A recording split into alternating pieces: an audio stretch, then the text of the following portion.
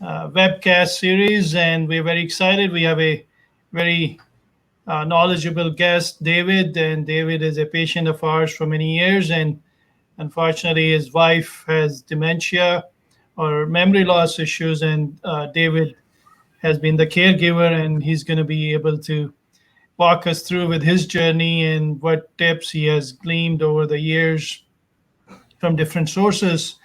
Um, uh, for the people who don't know me, my name is Dr. Ranjan Mahajan. I'm a board-certified internal medicine physician here in Largo, and we do a weekly series on our social media platforms at YouTube and also on Facebook and the Periscope and Twitch. And we cover different topics of interest to our local community. Today's topic is dementia, how to cope with caregiving. And we got a guest, David.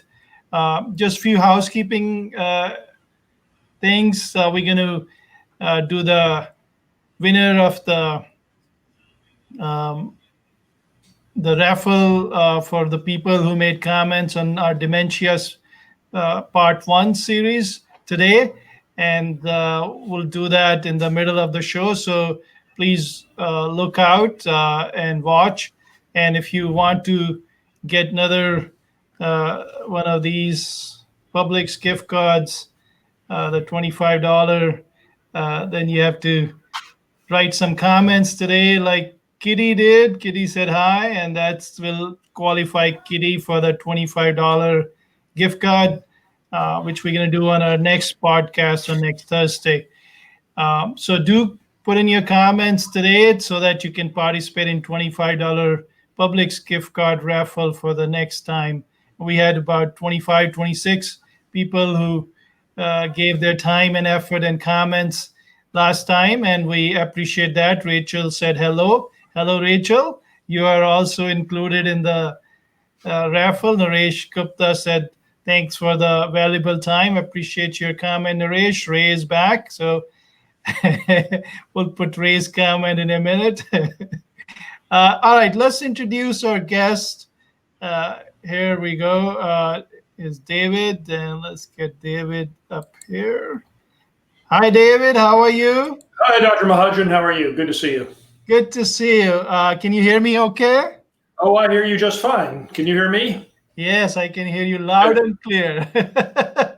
All right, David, before we get started, tell us about yourself. I know you had academic position as a German language professor for many years in Michigan, and walk us through your background a little bit. Sure. Well, very briefly, I am one of the rarest of birds. I'm an actual native Floridian, and which makes me even rarer is that I'm a 6th generation native Floridian.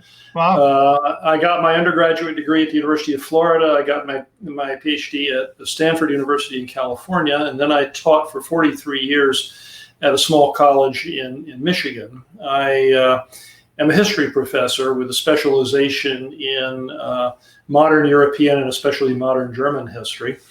I stayed connected to my native state, though, over the course of many, many years. And of course, as you know, I first met you back in 2003 when both my parents had significant health issues and both required significant nursing care. And that was where you and I first met. And so when I retired from teaching and wanted to come back to my native state, well, it was a no-brainer that I should ask you to be our primary physician as well. And the rest, as they say, is history.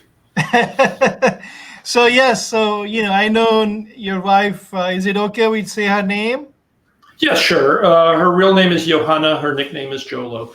She's a native of South Africa. Right. So we share a common interest, and she got you hooked into that too. You want to talk about that?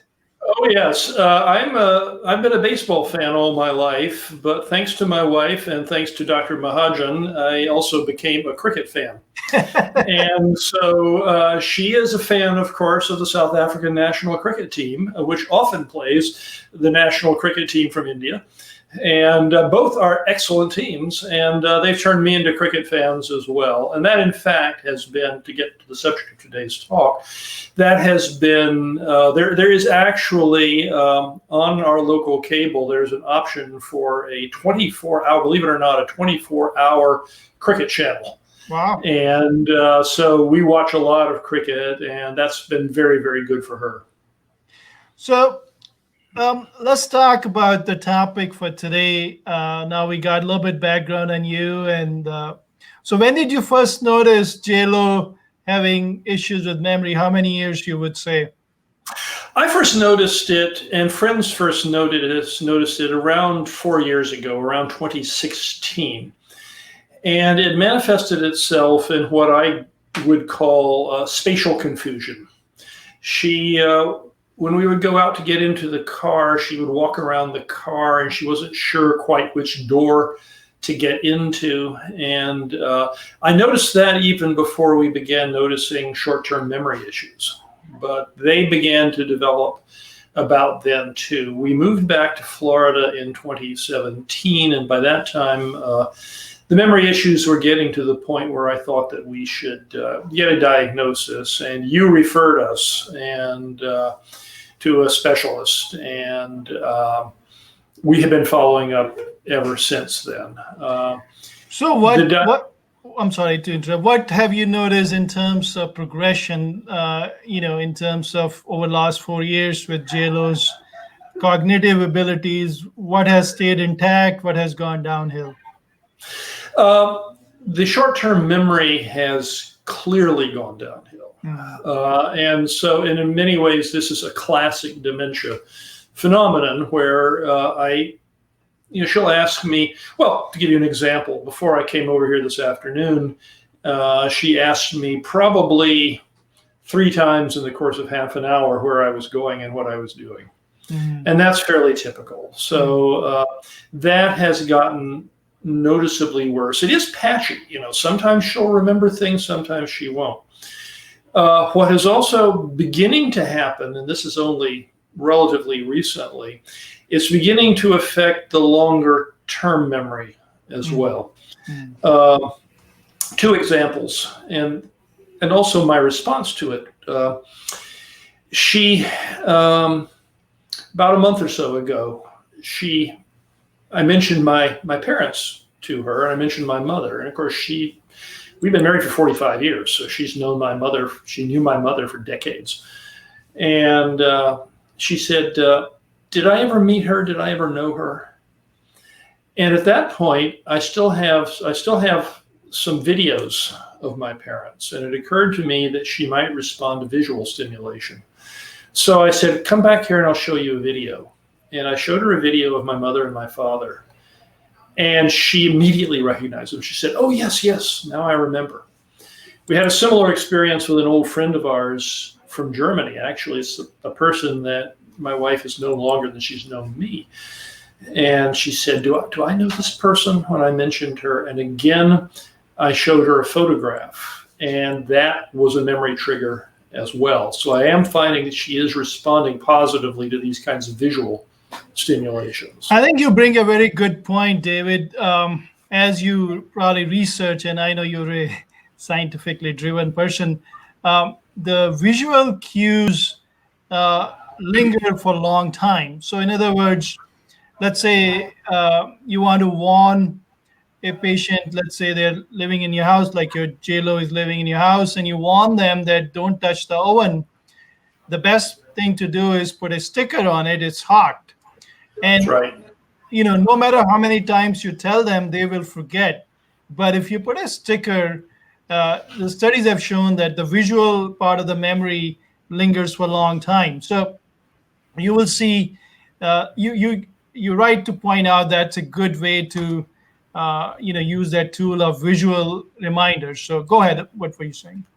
I was going to say that I do the same thing because I think it's important for her to retain for as long as possible what they call the activities of daily living, or ADLs. And that includes, among other things, finding her own clothes and dressing herself. So what I've done on her dresser and her chest of drawers in the bedroom is I have put on a big sign and also a picture next to it. So, for example, a T-shirt drawer. I'll have a sign that says T-shirts, and then I'll have a photograph of a little T-shirt next to it. And since English is not her native language, I'll put my little sign in both languages, in English and her native language as well. What's her native language? Her native language is Afrikaans. She comes from South Africa, and that's a language which is derived from Dutch but developed separately in South Africa. I see. But she speaks fluent English, though. Oh, yeah, but it is an acquired language, and it has occurred to me that again, there may be some implications in terms of the development of the disease for acquired versus native language. So, right. Have you noticed that when she is stressed or on the bad days, she goes back to Afrikaans? No, she hasn't done that yet. And in fact, and this is really strange, and I don't understand, I don't know the reasons for this. In some ways, it's been the opposite, because through WhatsApp, we can stay in touch with her family in South Africa, despite the COVID business and all of that.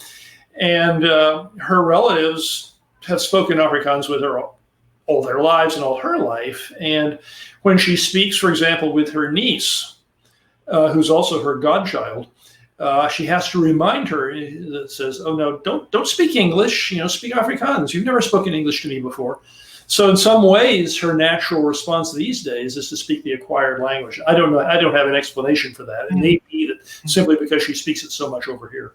That could be what it is. Let me bring a slide, and I want to share this. This is a very good resource from National Institute of Health, and we had a link for all the caregivers. You should definitely download. It's a free link. All right, let me share that with everyone. Let me bring that up. All right, so this is we'll put the link for you guys. This is caring for persons with Alzheimer's disease. And I saw this guide and I read through it. It's really fantastic guide for, someone who's like David going through, what he's going through. And I'll bring to one page, David. I want you to see if any of that makes sense to you. Okay, so we'll start with this page. All right, so it talks about changes in communication skills. And then like trouble finding right words, problem understanding the words, what you talk to her, problem paying attention during conversation, trouble remembering the steps in common activities such as cooking or meal prep, paying bills, getting dressed. Did you notice JLo having these? So far, I have not noticed that she has had problems understanding me, although I do have to repeat a lot. And I have taken over all of the food preparation, all the cooking and cleaning responsibilities, because I do get her to help. It's important that she have a sense that she is still useful and that she's doing useful things. And so she often asks me, can I help do something? And so I do have her help me clear the table and set the table and that kind of thing. When it comes to the actual cooking, the risks involved in working in the kitchen are such that she doesn't do that, but she'll watch me. And but I do have to repeat a lot when we get dressed in the morning, when we go to bed at night. I have to repeat a number of things. And when this condition first emerged and became significant, I started going before COVID to a support group, and a local support group. And the biggest takeaway from that, and it's the single biggest takeaway that I've had in all of this, is that you have to learn almost infinite patience in terms of communicating with the person, talking to her, and just going through as I said, the rituals of daily life. I mean, I have to remind her every single morning and every single night to brush her teeth. Let me ask you this. Someone else shared with the last webcast that, in addition to what you just mentioned, the patience, the infinite patience, she also mentioned structure. She Oh said that yes, she learned that you should have same time for the bathing and breakfast and that's absolutely right. so those are two solid tips. The structure, having same things at same time, no surprises, That's right. and patience, which is hard. Yeah, Um, yeah. let me share one link here and let me get your input as well.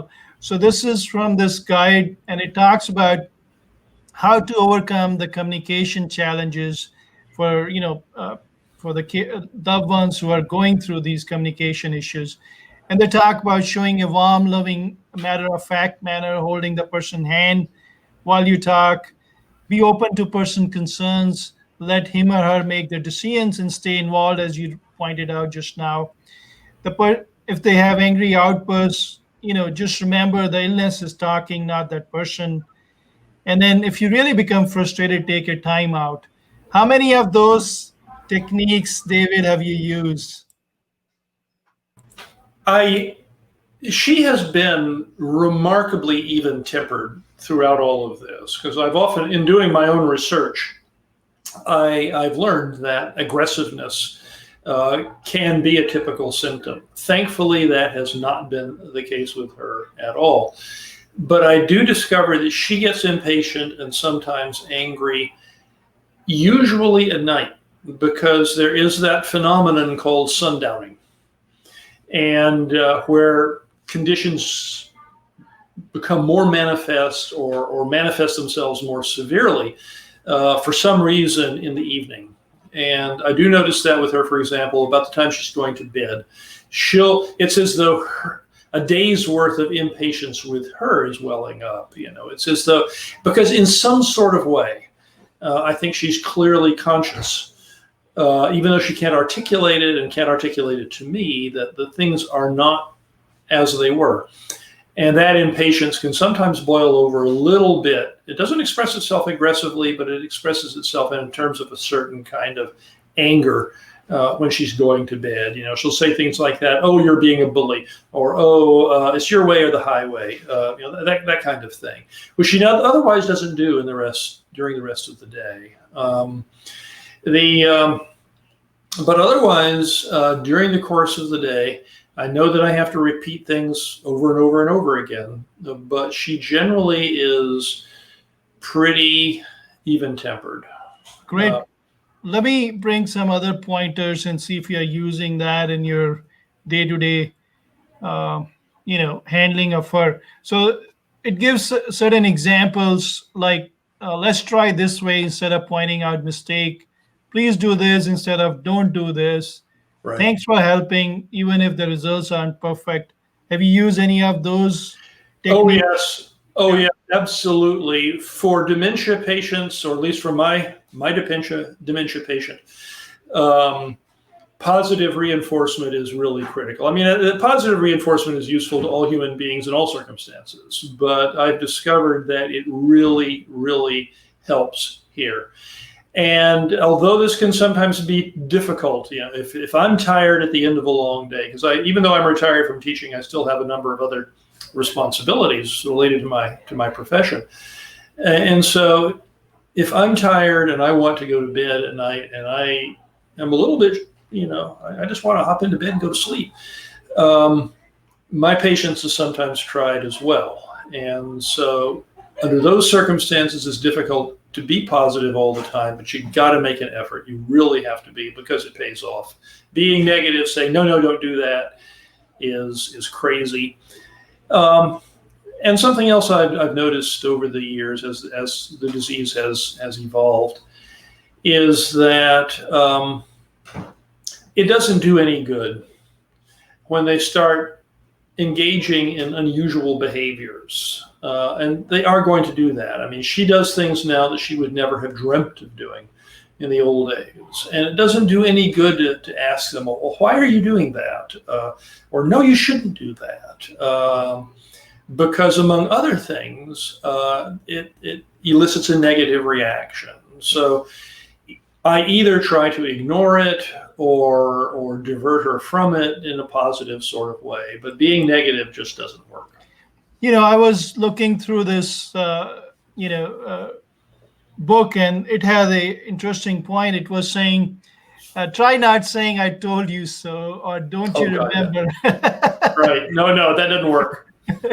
Because they like J-Lo has insight that she has memory issues, and you want to talk. And that's the other tip one other person gave us in our previous webcast, which is very relevant, is you should talk to them not like a child, but you should respect them and talk to like a regular person. So Absolutely. if you belittle them, it's not going to help the situation. No. That what I have to what we always have to remember is that this is a person who was an educated, professional adult. She is a retired music librarian, and that she is the victim of a horrible disease, but either being overtly pitying is bad, and treating them like a child is bad. What we need to do is remember that these are adults who have contributed to society, who deserve our respect and deserve our affection. That's a good point. Have you noticed any mood disorders like anxiety, depression, paranoia kicking in? Not so far. Depression, occasionally. There have been times where she'll say, "I'm really down." But fortunately, one of the regular medications that you have provided as a result of consulting with you, Dr. Mahajan, is an antidepressant, which I think has really helped. What has been an issue, and this gets back to the point that you were making about routine, what has been an issue during the COVID era, during the pandemic, is boredom. She is, and this is part of the tragedy of this disease. I mean, I don't want to sound melodramatic or pathos laden, but one of the tragedies of the disease is the loss of skills which had been so important to a person earlier in life. She was a librarian. Books were central. Reading was central to her life, and she can no longer read extended texts. So reading books is out of the question. She can't do that anymore because she can't remember the narration. So we have TV, thankfully, and we have live stream, and we can watch things. Netflix, fortunately, because my wife speaks fluent German, which she still understands, interestingly.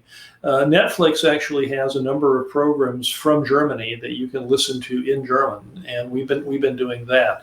But the things that we had done that were important to her, especially live musical activities, like the opera in Sarasota or the Sarasota Ballet, things like that had been an important part of both our lives, but which were important to her cognitively, associatively, in terms of connecting to the outside world, have been shut off during the pandemic. Yeah. And so I'm not sure that I have been successful in responding to the boredom issue. We try to do our best, but we're all struggling with this pandemic and how we can adjust our lives to it. Let's talk about, before the program, you talked about, the local resource we have where, you has taken J-Lo. Talk us through, the recent COVID-19 webinar you had, the birds, and so what tips you got? Yeah.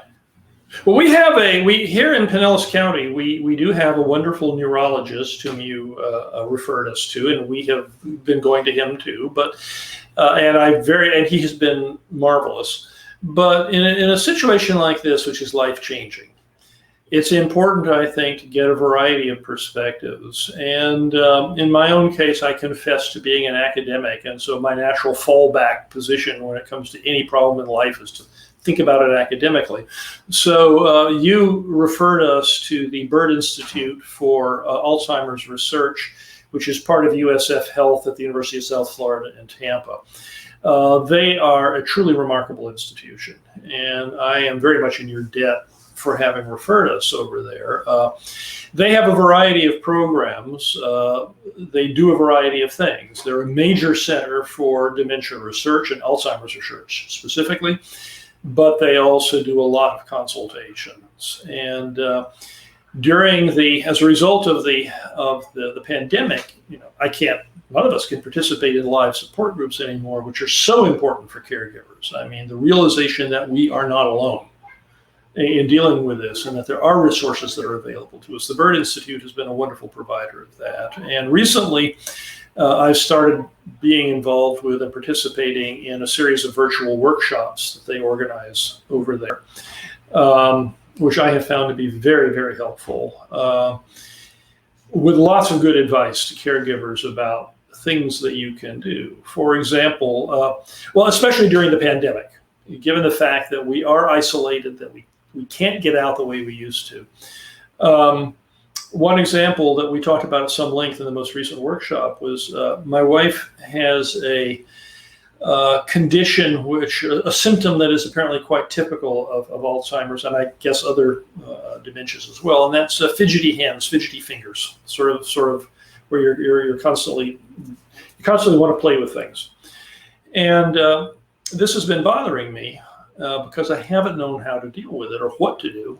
And they apparently there's a series of Alzheimer's toys, actually, little things that they can do, like Alzheimer's, like fidget blankets, that when they're sitting and watching TV and their fingers are fidgeting, they can do different things on the fidget blanket, which are good not only for maintaining manual coordination skills, but also for keeping those fidgety fingers occupied while they're watching the TV or whatever.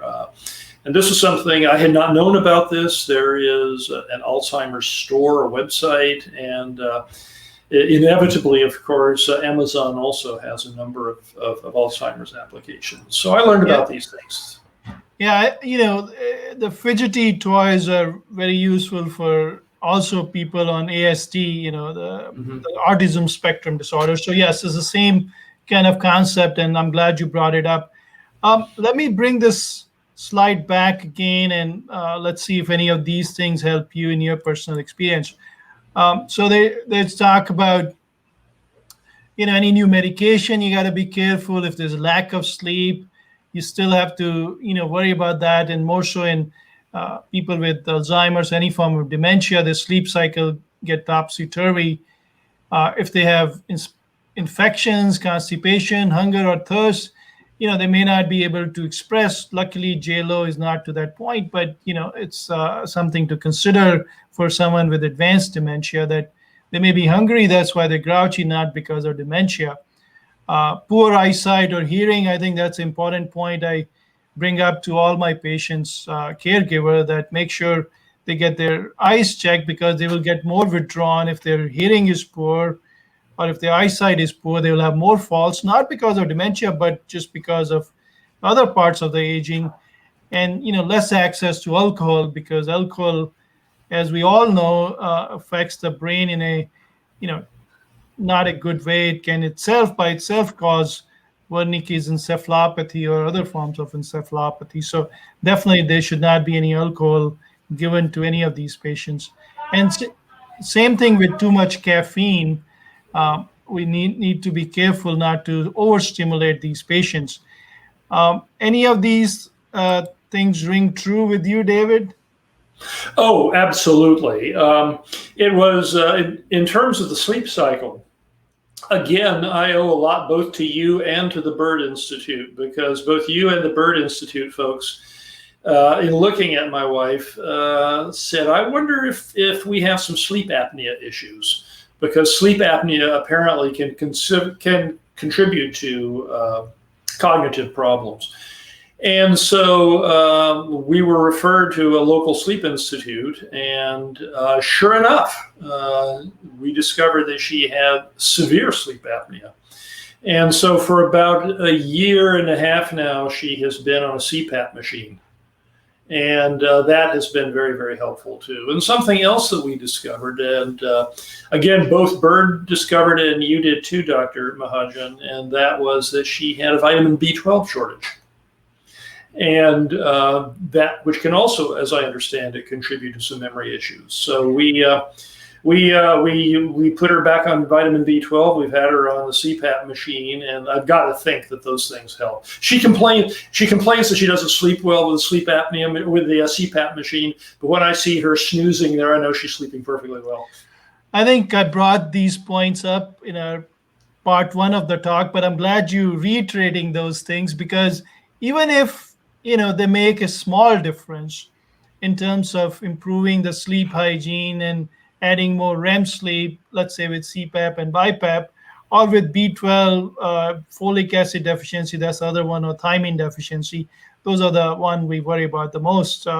Or let's say hypothyroidism, that's another one, which is they're all easily reversible. So that's a good point. Even if they have underlying dementia, let's say frontotemporal or normal pressure hydrocephalus or Alzheimer's, the big one, anything we can change a little bit to improve the condition will help them, keep them independent at home, and provide some quality with their caregivers too. Because end of the day, God forbid she gets worse, you'll be lonely too. It's a lot of work for you, but she provides you companionship, which is huge. Yeah. Sure, we've been married for 45 years, so. Yeah, that's huge. Also, I was researching, and I'll bring that slide up in a minute. If you go out, let's say you were pointing out to that, and she's not to that point, but some of the dementia patients are more advanced. Having a business card written down on that, hey, my Mrs. Smith or whatever suffers from dementia, Alzheimer's, and she may behave irrationally. Please understand that. So having that cards available and giving it to, let's say, wherever you go, so then they don't kick you out of the hall, or at least don't interrupt you. I think that's a good thing to pass out and have ready as a because other people think them to be normal. There's no dementia written on their face. It's just not that they have any physical disability. They look normal to other people. Interesting that you should mention that, Dr. Mahajan. You may have seen me looking down. I was looking into my wallet. The Bird Institute actually provides cards of that nature, which I have here, which I have shown on, and you can pick these up for free over there. And it says, please note my loved one has a memory impairment. Please be patient and overlook behaviors that may be out of the ordinary. Thank you. And this is USF Health on the back. So they are providing definitely the state of art resources, which is good to see. But anyone who is looking to get some of those ideas, this the book PDF we put up on our screen, and we have a link for that. It has all that too. So it's by National Institute of Health. So very well researched, and I'm pretty sure they all follow similar guidelines. So that's why it was there and got up there too. Let me bring a couple of more points, and maybe you can comment on that, see if it was helpful in your situation. So this guide talks about if you having hard time connecting with them, make sure the noise level is low. You cut down the TV or the radio. Sometimes the noise can cause confusion and frustration. And then some of the signs could be confusing. If you put wet floor, they may think you have to, pee there instead of not to step on it, and then not having too many mirrors in the house, because they may think, that that's, happening to them, or, something in those lines. So have you came across any of those situations, David? Well, actually my wife did, and this is one of the bitter ironies of this disease. Many years ago, her parents in South Africa were in a nursing home. It was toward the end of their lives, and the nursing home there had a memory wing. And there was one elderly lady who clearly had dementia and was permitted, though, to walk through the corridors with a friend of hers and so on. My wife, of course, this is 25, 30 years ago, and my wife was perfectly fine then, but she was visiting her mother in the nursing home. And the elderly lady with dementia was walking through the corridor, and then she stopped in front of a full-length mirror. And she was looking into the mirror, and my wife came walking by, and the elderly lady turned to my wife, pointed at the mirror, and said, "There's somebody inside and she's trying to get out." Wow. I thought that was really quite extraordinary. And of course, at that time, there was no way that my wife could have anticipated that, or I could have anticipated that, we would find ourselves in a somewhat similar position. But it does bring us back to the point you raised earlier about routine. Routine, I've discovered repeatedly that routine is very, very important. And one of the things that I found as a highlight of her day, and this is a result of her South African upbringing, and that is very important to our day, is our afternoon tea. It's the old British influence. Every afternoon we have tea right at tea time. We sit out on the patio, look at the garden and that kind of thing. And every single day she comments on how beautiful the garden is, which puts pressure on me to that way. But I mean, that is something which is incredibly important, the whole tea ritual. And that's an example of how routine is so important, as you were saying earlier. How about music? Did you see if you go back when she was young and she has those musical memories, playing those music, if she is upset, or does it help? Well, as I mentioned, she's a music librarian by training and by profession. And the music we listen to is basically the same music she's listened to all of her life, which in this case is almost entirely classical music, with a few exceptions. And that big exception, and this is what makes her happy, this is an important exception. I have a collection of CDs in her native language, in Afrikaans, and it also includes music from South Africa. And as you can imagine, South Africa is a very diverse country with very diverse musical traditions. And there will be times, especially if she's feeling down, and I can sense it, that instead of listening to Schubert or Beethoven, whom we usually love, I'll have her listen to a CD full of live comedy by performers in Afrikaans.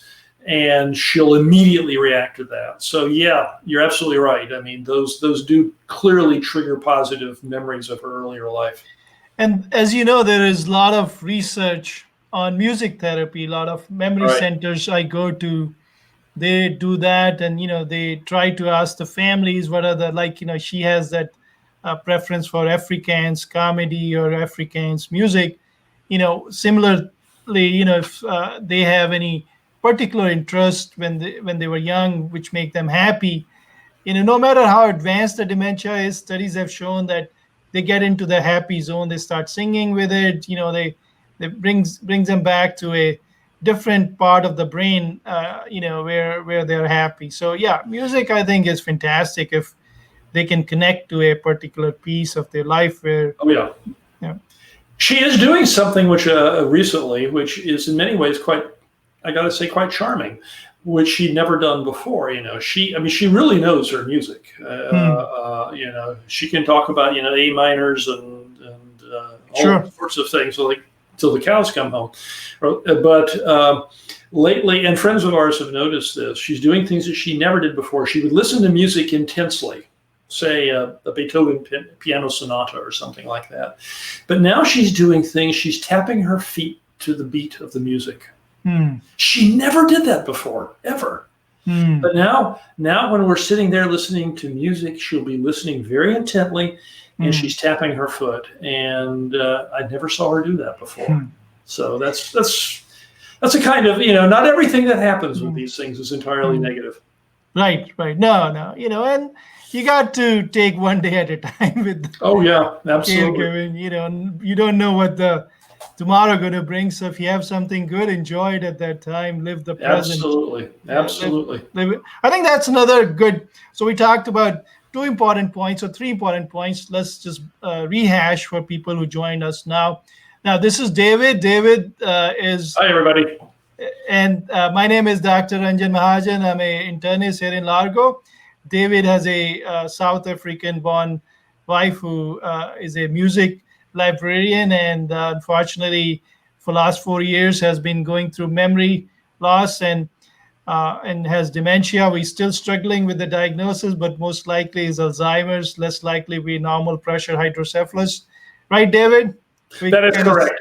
We settled on that now. Right, right. So for people who doesn't know what normal pressure hydrocephalus is, let me give a quick primer on that. So when JLo came to Earth about, I think, 3-4 years ago, we did a CAT scan of the brain, and the part of the brain which is like channels, if you may, where the fluid bats the brain, sometimes get bigger. But interestingly, it get bigger as the brain atrophies too. So you want to make a clear distinction whether that's the cause of the dementia or as a result of the atrophy. And sometimes it's hard, like in JLo's case, it's been kind of difficult because she could have gone either way. So what I mean by that is there is a condition called normal pressure hydrocephalus, and it means exactly what it says.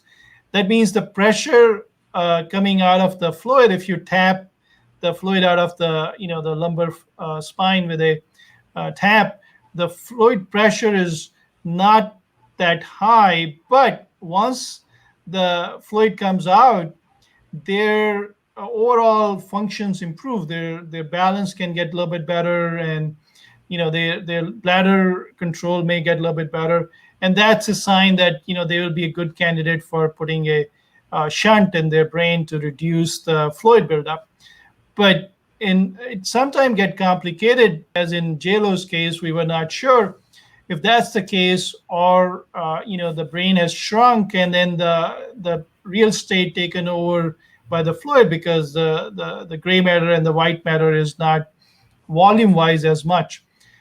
So that's a bit more complicated, but I just wanted to bring that up because that's a condition which can be improved, the normal pressure hydrocephalus, if picked up early. So I just wanted to throw that out there for people who have early stage of dementia and their CAT scan shows large ventricles. They should get it checked.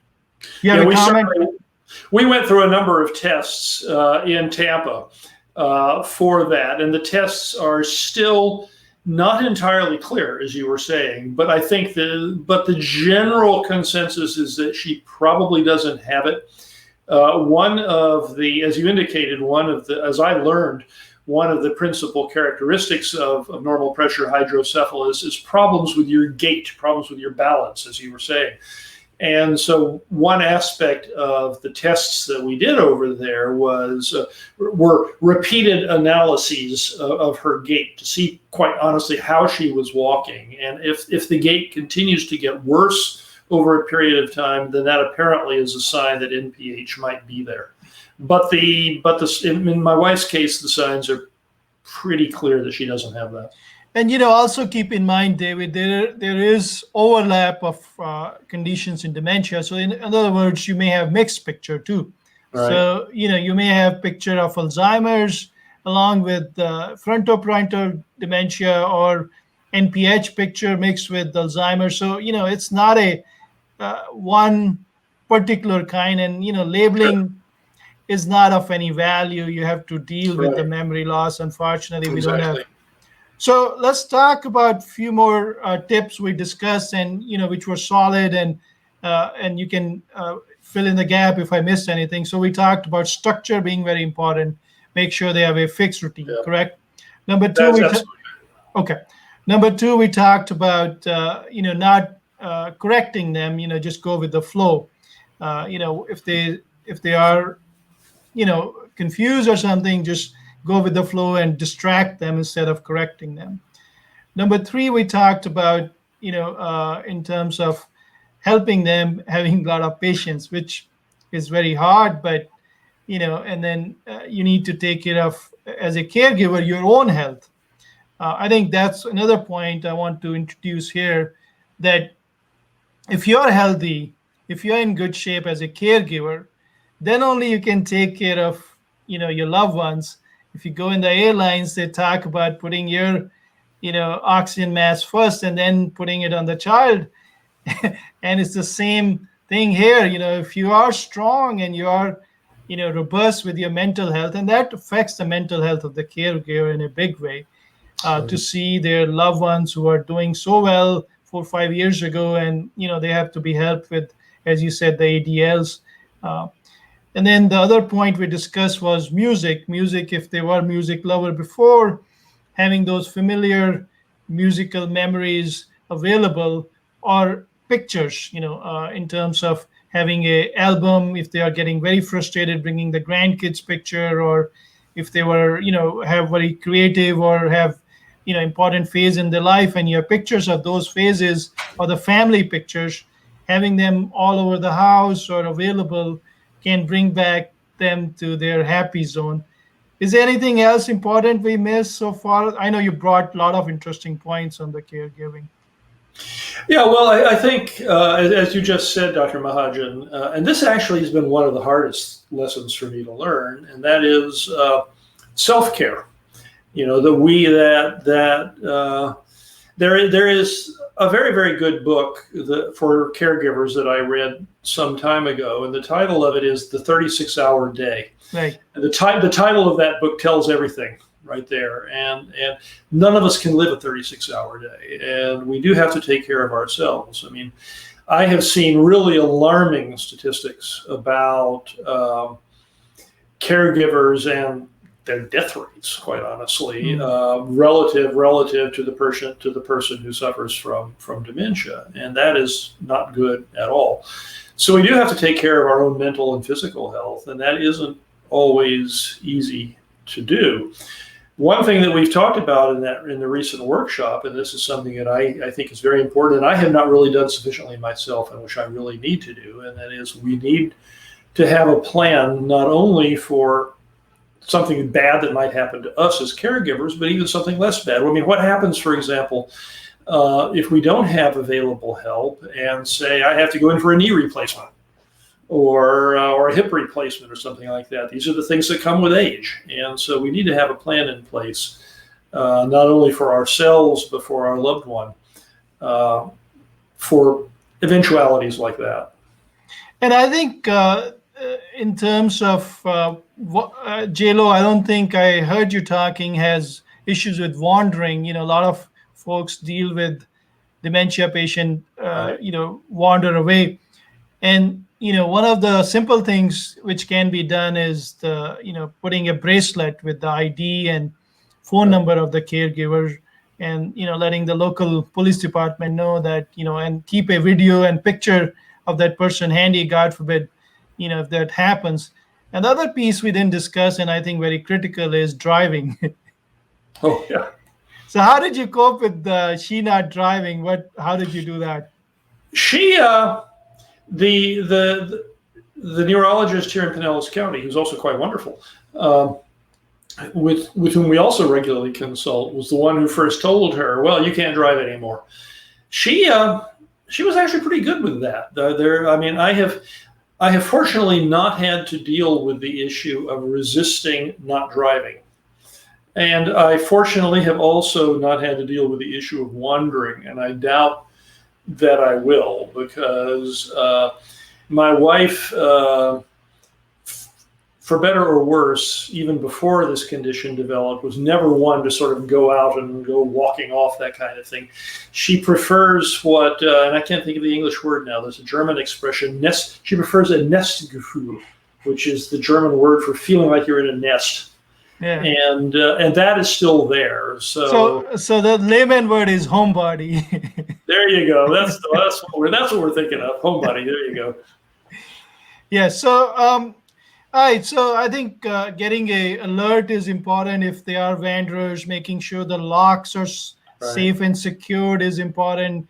Making sure your neighbors and your people around your house know that if you see them wandering, let let the caregiver know that that's important too.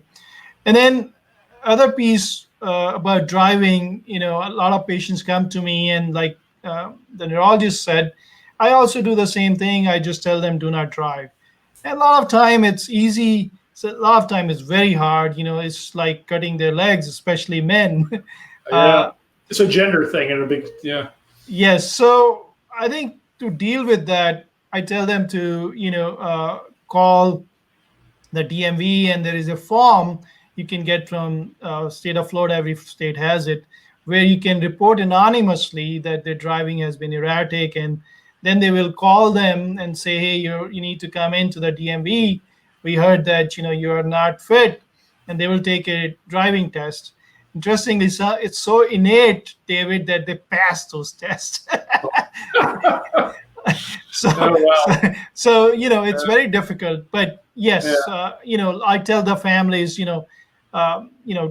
disconnect the batteries, just hide the keys. It's very, very sad, but it's very difficult Yeah. decisions in driving. Let me get some comments here. We got a lot of patient people waiting for us to respond to their questions, so let me get that on screen here. All right, let's see. Is there any? Okay, guys, if you have questions for David, here we go. There's a comment here. Stephanie is saying, I wish I would known more info when I was dealing with my mom. And Stephanie, there's so much we are learning as we're going along. This is a field which is changing every day. So don't have any regrets. It's just that you did the best with the knowledge you had at that time. Talking about knowledge, David, what chapters do you go to pre-COVID era? Is the Alzheimer Association chapter, which is the chapter for caregiver? I went to I'm aware of the Alzheimer's Association, and that is a marvelous organization. I think it's very clear. I went to a caregiver support group that was a little bit closer to home at the Palms of Largo, at Regal Palms, which was actually sponsored both by Regal Palms and by an elder law attorney with whom I had worked for a number of years, first for my parents and then for myself. So there were these different options that were available. And certainly, though the virtual options have been great, using Zoom technologies has been a lifesaver in many ways. It'll be nice to have in-person options. And you were saying the Bird Institute does virtual caregiver Yes. support. Yeah. They do. The Bird Institute has regular virtual workshops. They're doing 4 this month, and then they also have a virtual support group. Okay. Again, using Zoom technologies, but don't be afraid. For people who think that they're not technically skilled, Zoom is very, very easy to use, and there's no reason. So don't be worried about that. We got a question, David. See if you can tackle it. If not, I'll tackle it with you. Some suggestion how to manage someone who has sundowning came from Terry. That's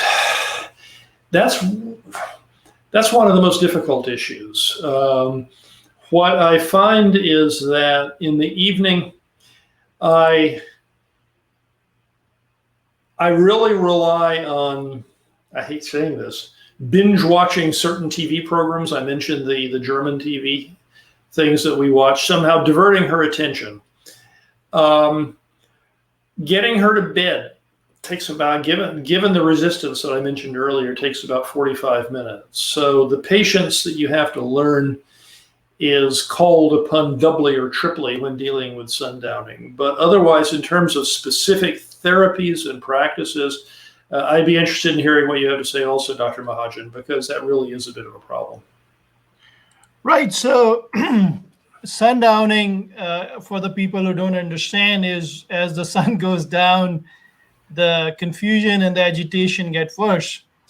And it's a difficult problem because, morning time is happy time. You have light coming in, you're happy too, Right. and you have energy and you have enthusiasm for caregiving. As the sun goes down, as a caregiver, you're tired as well. That's right. So it's a double whammy in that sense. So talking about solutions again, distraction is important. Going back to the happy zone, putting on the music. Right. Dancing has been shown, if you're into dancing as a couple, it has softness to it. It shows affection. If they are institutionalized in a memory unit, sometimes we use anti-seizure drugs like Depakote to help. I'm not a big fan of antipsychotic drugs because there's a black box warning. Sometimes to keep them, get care because they can get violent. Sometime you got to do what you got to do. But at a home setting, the best thing to do is keeping the structure, keeping the routine, not having too many visitations in the evenings, not changing things in the evening. That will upset them, way off the kilter. I'm not a big fan for sedatives because then they will have more falls in the night. So the options are, again, boils down to structure, structure, structure, and patience. There is Absolutely. there's no magic to any of the issues we have to deal with. Depakote is not a bad idea. Does work for some patients. Does not have as much side effects I've seen in geriatrics, and I've been doing geriatric for 25 years, as compared to, let's say, the major antipsychotics. It's worth a try. Does work for some patient, does not work for everyone. So yes, you got to try with gain structure, love and affection, distraction, taking off any triggers. That's the other thing. Triggers are critical. You got to see, is there something triggering it? A lot of time UTIs, urinary tract infections, maybe medications got changed a week before, now they're kicking in. So all those things you got to go back and be a detective to see if that's causing the worsening of the sundowning other than the disease itself. Because a lot of time we blame the disease, and it could be constipation. It could be, they are having abdominal pain, but they're not able to express.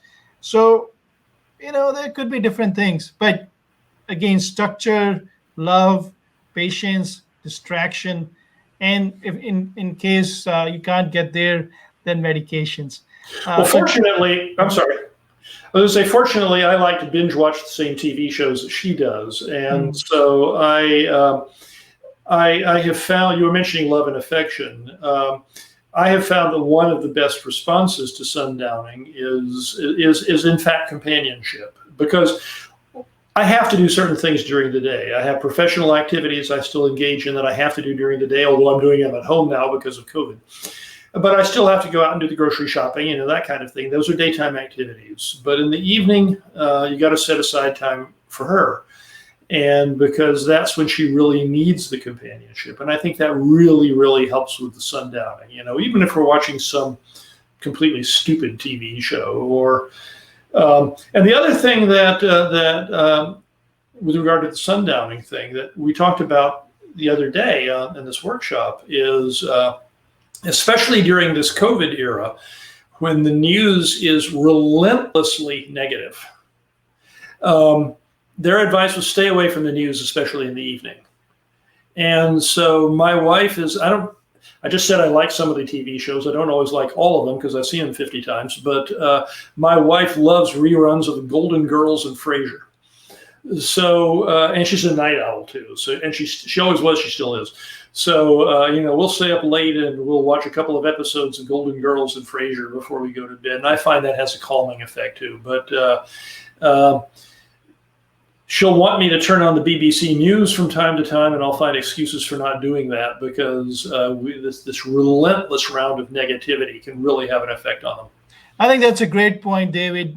Cutting the TV also helps with sleep too at night because they think it's happening in their backyard when the TV is on. So yes, absolutely. Less TV, more living in the past is good for them.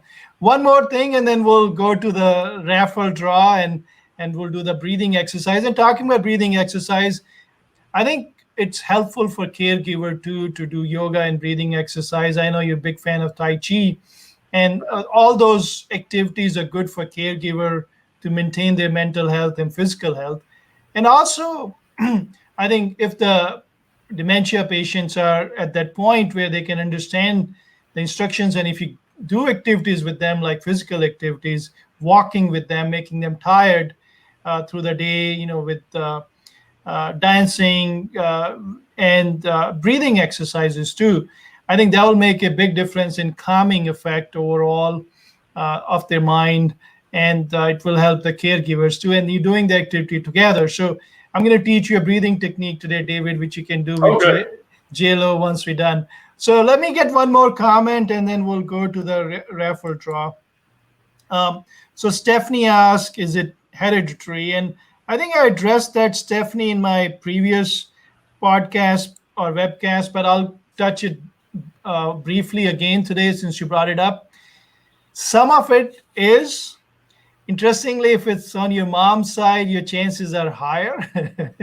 But most of it is not. So, uh, there are certain genetic,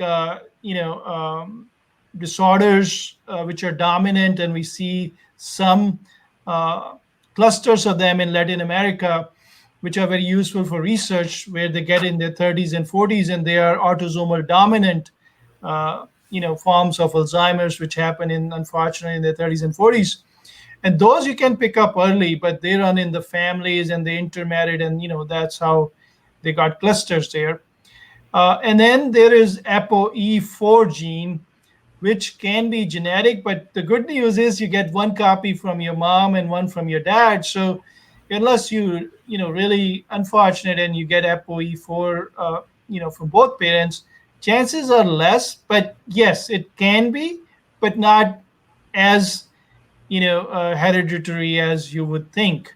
So that's a good news. If there's a good news, if you have a loved ones like your sibling or your parent has, Alzheimer disease. Do you have any other comment, David, on this, on your research, which I didn't cover?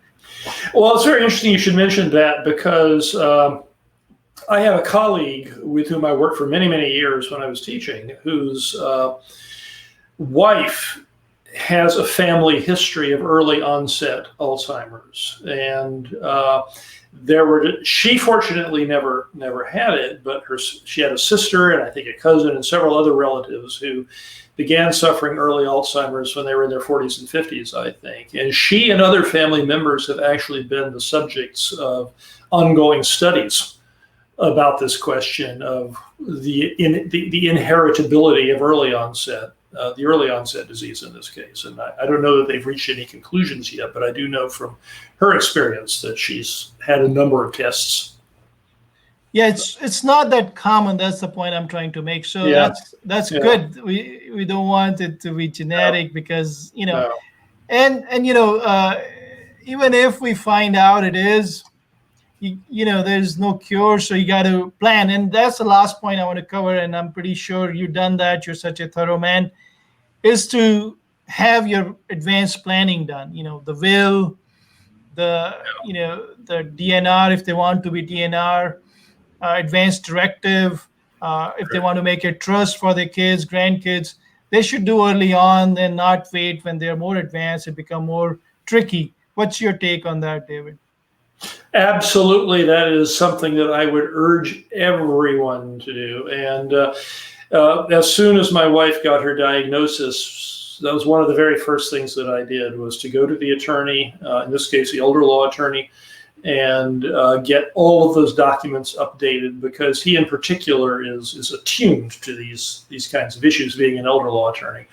And we were able to get all of our documents updated, including, as you say, the DNR things, which are so terribly, terribly important. Living wills, all that kind of stuff. So absolutely, 100%. All right, let's do the raffle, and then we'll teach you a breathing technique today. It's called Victory Breath. For people who are just tuned in, I got a honor of sitting down with our friend, PhD in history and German studies, David. And David, unfortunately, has a caregiver fortunately, unfortunately, he's doing such a good job. So fortunate for his wife, JLo, and she has been have slow progression of dementia. You would say moderate, mild. Where you'll put her? I would put it. It's not mild anymore. Right. I would put it in the moderate category. I don't think it's severe yet. Right. I know that's where this journey will take us ultimately. Right. And we have to be prepared for that. Right. But we're not there yet, which again is why it's so important, as you said, to live each day while you one day can, at a time, and to cherish each positive memory that you have, because the disease at this point at least still remains irreversible. Right. So let's do the raffle. We did a, people commented on our live show, David, when we did Dementia Part 1, and we went over treatment options and diagnosis and different forms of dementia. And there were a lot of participants who, did comments. And if you guys do put comments today, you'll be in raffle for the next go round. So please do comments if you like the show, if you like David, what he did by spending his time and energy today. Please give him wows and thumbs up. And any questions, I'll get the answers from David later. So if you watch it, once you come back home and you're not watching it live, still put in comments. You'll be qualified for the $25 gift card from Publix for putting comments on our show today.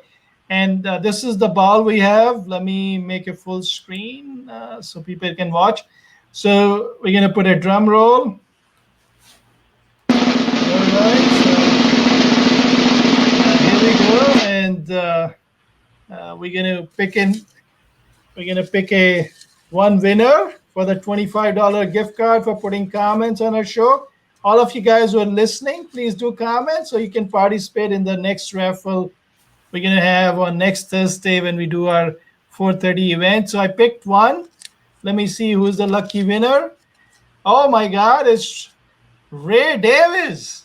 Ray, I know Ray is watching here. Let me bring Ray up here. Here he goes. So Ray Davis and watching with Caroline is the lucky winner. So guys, give a big thumbs up to Ray. He's been watching us since we started this show. So Ray, all those boring episode you saw gave you $25 Publix gift card. So make sure you take Caroline out with the mask on to Publix and get her some flowers for those $25 gift cards. Thank you, Ray and Caroline, for watching, and congratulations. Now, let's see. We're going to talk about breathing exercise. The breathing exercise which we're going to do today is called victory breath, or other name is called Ujjayi, or that's the yoga name, or pranayam name is Ujjayi breath or victory breath in English circles. So the folks who have done this with me before, it's one of my favorite breathing. It gives you a auditory or noise cue for focusing your mind, centering your mind, and it's a very simple way to do it. So we'll do with me. I'll break it down easily for you. So people who have done it before, they can do it in normal way from inhalation and exhalation from your nose. People are new to it, so I'll break it down in a simple way for you. So make sure you're sitting up straight with your hands on your thighs or in your knees, and then breathe in slowly. Keep your eyes closed through your nostril. Always breathe in through your nostril slowly and go all the way as much as you can comfortably. So breathe in with me, and then keep your mouth open and breathe out as if you are fogging the mirror. Do one more time. Breathe in through your nose and then fog the mirror. Now, same concept without opening your mouth. We're going to do through your nose. It'll be Darth Vader breathing, or as if you have a constriction in your trachea, or you will, when you exhale out, it will be like a sound of the ocean. That's how it helps you focus, because you're creating a sound. a gentle sound. Doesn't need to be loud. So it will be sounding like this.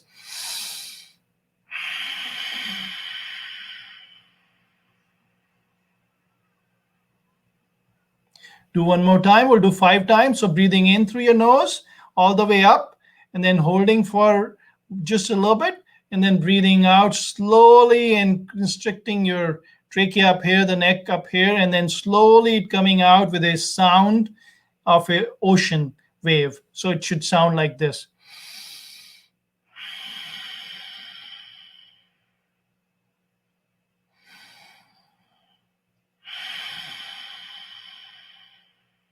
Three more times.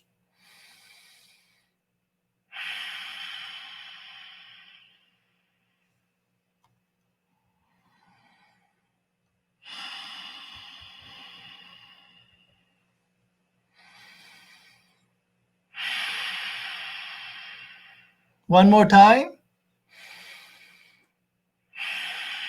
That's it. Wasn't that hard? That's called victory breath. Again, this is Dr. Mahajan from Mahajan Medical Center in Largo. I'm a board certified internist. Thank you for watching today's podcast. It was brilliant to have Dr. David, our German history professor, to share his tips and tricks to help his lovely wife, JLo, to deal with the dementia, and how he's been so successful keeping her independent at home. If you have any comments and questions, please put in, and if you comment on our live show today, you'll be in for raffle for 25 gift card for the next show at 4:30 on Thursday, Eastern Standard Time. And I want to congratulate Ray Davis and his lovely wife Caroline for being the winner of our $25 gift card today, for putting comments and being a loyal supporter of Mahajan Medical Center for all these years. And I want to thank David for his time and coming to our show, David. And appreciate you sharing. I know it's a difficult topic for you, but I appreciate you sharing with your passion and knowledge to the rest of the community in Tampa Bay and around the world. So with that, we come to the end of our webcast. Be nice to yourself. Be nice to your loved ones and your family. Be nice to the biosphere, and be nice to Mother Nature. Ciao.